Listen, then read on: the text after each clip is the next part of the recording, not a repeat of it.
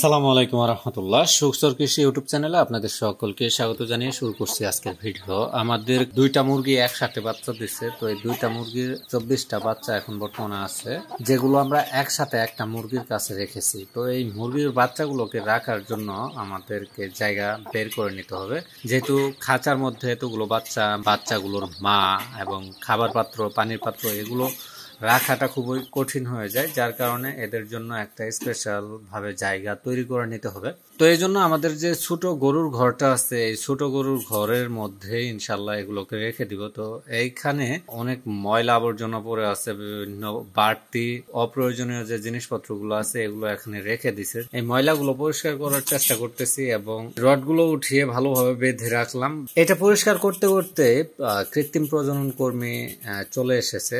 আমাদের যে বকনাটা, কালো বকনাটা আমরা মোটা তাজাকরণ করার প্রক্রিয়াটা শুরু করেছিলাম, সেই গরুটা হিটে এসেছে। তো যার কারণে সেটাকে প্রজনন করাতে হবে। যদি এখন প্রজনন না করানো হয়, পরবর্তীতে দেখা যাবে যে আবারও 17-18 দিন পর হিটে আসতে পারে। তো যার কারণে গরুটাকে আমরা প্রজনন করাবো, এই জন্য প্রজনন কর্মীকে ডেকেছি এবং সে এসেছে। তো গরুটাকে বাইরে আনলাম। আনার পর প্রথমে ভাইকে বললাম এখন বর্তমানে হিট কোন পর্যায়ে আছে, এখন দেওয়া যাবে কিনা। তো তার সাথে আরো বেশ কিছু গল্প আলাপ করা হলো, কি অবস্থা, কি এমন কাজ চলতেছে।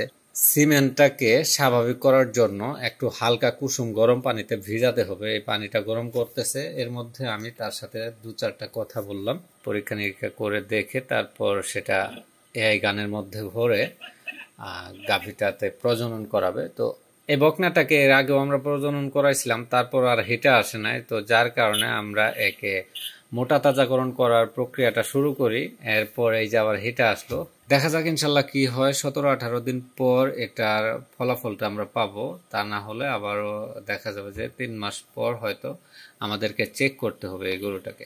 গাভী বা বকনা গরু প্রজনন করানোর ক্ষেত্রে আপনার অবশ্যই একটা বিষয় মাথায় রাখতে হবে, সেটা হলো তারা যে রেকর্ড বহিটা মানে স্লিপটা আপনাকে দিবে, এটা অবশ্যই যত্ন করে রেখে দিতে হবে এবং বিভিন্ন যে তথ্যগুলো আছে এগুলো যেন নষ্ট না হয়ে যায়, এই জন্য একটা ফাইলে আপনি রেখে দিতে পারেন। তো আজকের মতো ভিডিওটি এখানে শেষ করে দিচ্ছি। খুব শীঘ্রই দেখা হবে নতুন কোনো ভিডিওতে।